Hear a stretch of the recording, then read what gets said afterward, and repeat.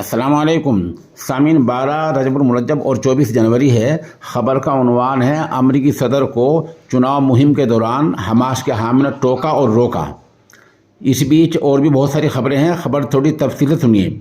अमरीकी सदर जो बाइडन चुनाव मुहिम के दौरान अमेरिका के वर्जीनिया इलाके में पहुंचे थे। जब वो भाषण करने खड़े हुए तो हमास और गजा के हामियों ने झंडे लेकर उनको रोका और टोका और कहा कि पहले जंगबंदी कराइए, उसके बाद आपकी तकरीर सुनी जाएगी। इस दौरान जो बाइडन के हामी भी खड़े हो गए। इसी अफरा तफरी में बाइडन को अपना खिताब, अपनी तकरीर, अपना भाषण बीच में रोकना पड़ा। जाहिर सी बात, ये हंगामी हालत होती हैं। उधर इसराइली हमलों में अब तक 4000 से ज़्यादा तलबा शहीद हो चुके हैं। ये आदाद शुमार वहाँ की वजारत तालीम ने जारी की हैं। ये तलबा मुख्तलिफ स्कूल्स, कॉलेज और यूनिवर्सिटीज़ में पढ़ रहे थे। गजा के जिबालिया इलाके में हमास के जानबाजों ने यहूदी जासूसी ड्रोन तैयारों को मार गिराया है।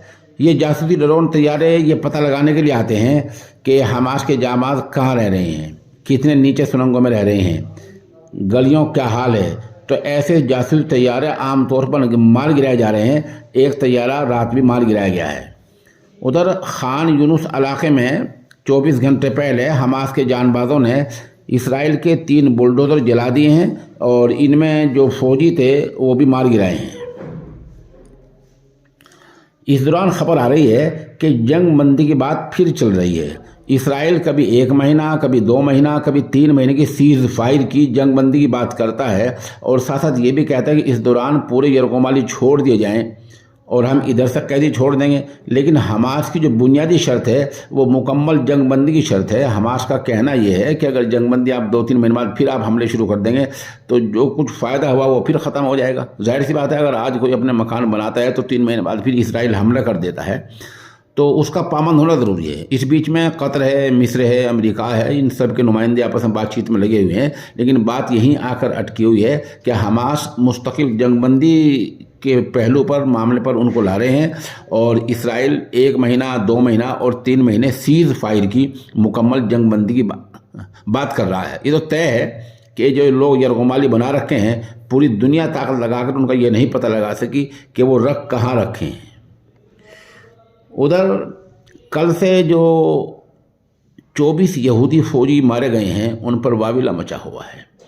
आज यरूशलेम पोस्ट यह अखबार वहीं से निकलता है। उसमें लिखा है कि हमास के जो बड़े लीडर हैं वो बाज नहीं आ रहे हैं और उन्हें तकलीफ़ नहीं होती है किस तरफ फौजियों को मार रहे हैं। चुनाचे इसराइल के सदर इसहाक हरज़ोग ने कहा कि मेरी सुबह कल की बहुत गमज़दा थी, रात में गम में रहा हूँ क्योंकि मेरे 24 फौजी मारे गए हैं। इनसे मुझे बहुत गम हो रहा है। हमारे वतन अजीज़ की मीडिया ने भी इन 24 फौजियों को मारे जाने की खबरें जारी की हैं और ये कल जारी की हैं। इस मामले का एक अहम पहलू ये है कि फ़लस्तीन में 1000 लोग रोज़ मारे जा रहे हैं। तलबा, बूढ़े, बच्चे, ख़ातीन, बीमार मारे जा रहे हैं। अस्पतालों पर हमले हो रहे हैं। उन पर ना तो आपको रहम आता है, ना आपको उनकी वजह से कोई गम होता है, ना आप उनकी वजह से गमज़दा होते हैं। तो आखिर इतने सख्त दिल आप लोग हैं तो आप अपने फ़ौजियों पर ही गमज़दा क्यों हैं?